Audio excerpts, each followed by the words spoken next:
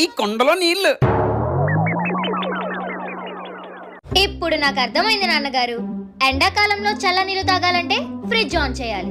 Fridge on చేస్తే current bill ఎక్కువ వస్తుంది. అందుకే మార్కెట్ లో తక్కువ రేటుకి ఈ కుండ కొని పట్టుకొచ్చారు కదా.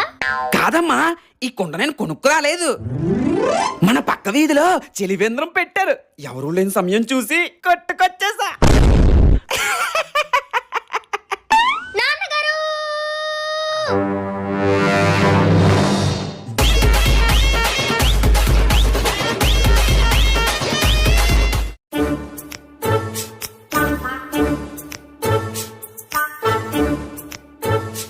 ఏమైంది తల్లి, ఎందుకంత దిగులుగా ఉన్నావు?